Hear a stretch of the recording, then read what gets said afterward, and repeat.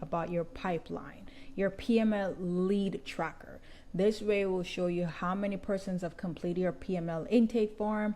You can, even if they fill it out, you can keep track of them to know, is this a hot lead, warm lead? So we're gonna get right into it.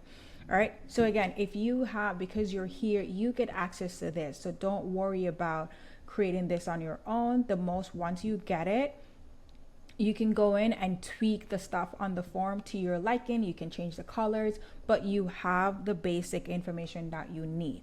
Now, let's say someone reach out and they're like, hey, I would love to invest with you. You can always send them a copy of this form just by doing copy form link right here, right? If you want to edit the form, you can go to edit form here. But let's say you want to see how the form looks. So this is how the form looks when you share it with someone else, okay? And you can always change the colors as well. Now, based on the form, or if you meet someone as well and they're like, I'm interested in lending, or maybe you're doing an outreach just to say, hey, I would love to get an idea of what type of deals you're looking for.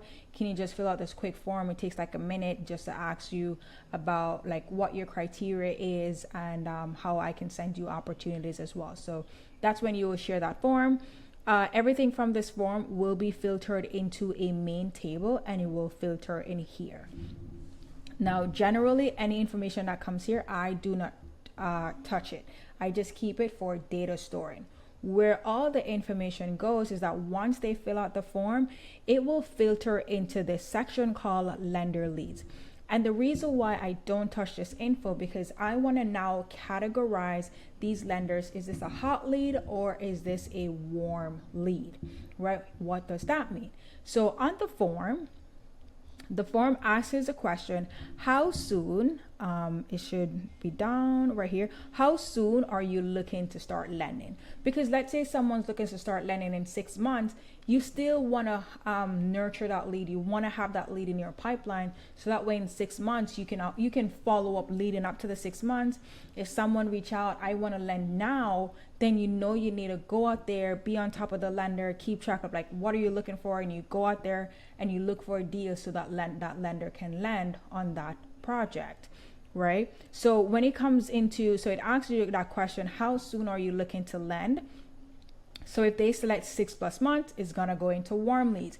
If they select right now, it's gonna go into hot leads, 1 to 3 months, hot leads, or if they select 3 to 6 months, it will go into warm leads. So based on what they select here, and it's mandatory because it has the asterisk, it will go into the different categories and it will appear as the status will show new lead, and the stage will tell you that you're in the discovery or you need to do initial contact. And what it will do is pull information from the intake form and pull it in here, the platform that you met them, source of funds.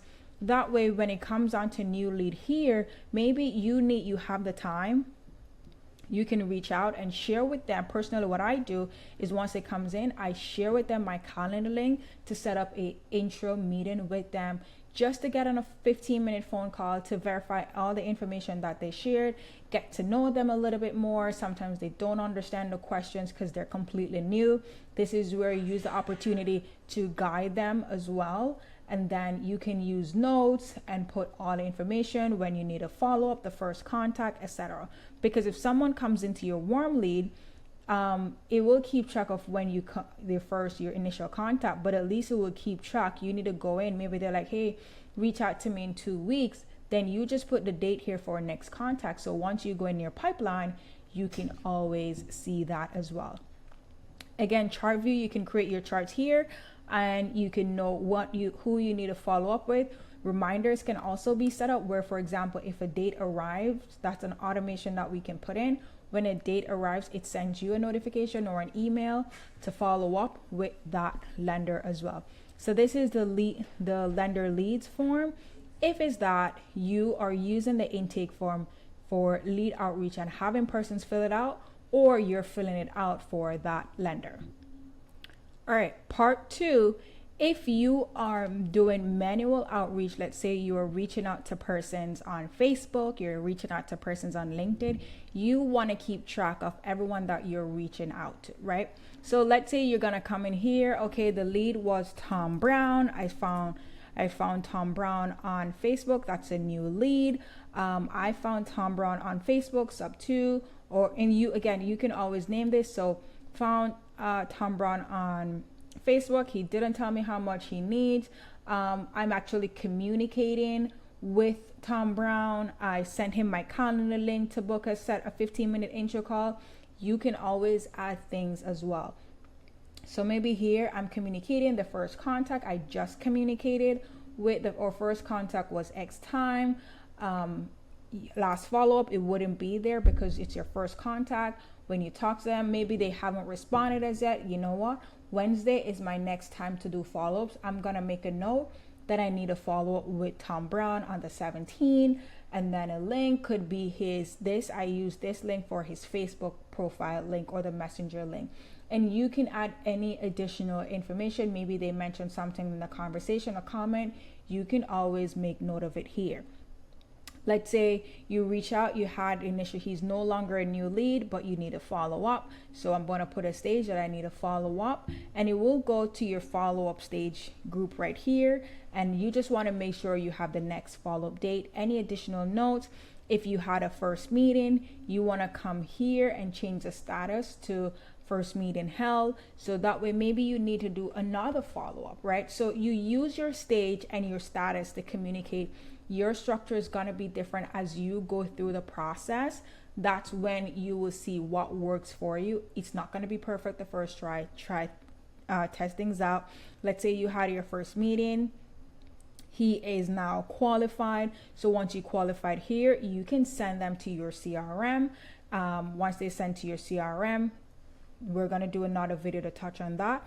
If it's on hold, if they're like, hey, I'm not really ready right now, just give me some sec, or maybe I'm on vacation, reach out to me in 2 weeks. You can put this in here, or you can also do it in follow-up, right?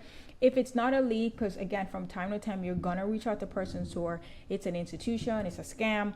You wanna put, if it's there, you wanna use your stage to update and make a note that this was a lost lead, right?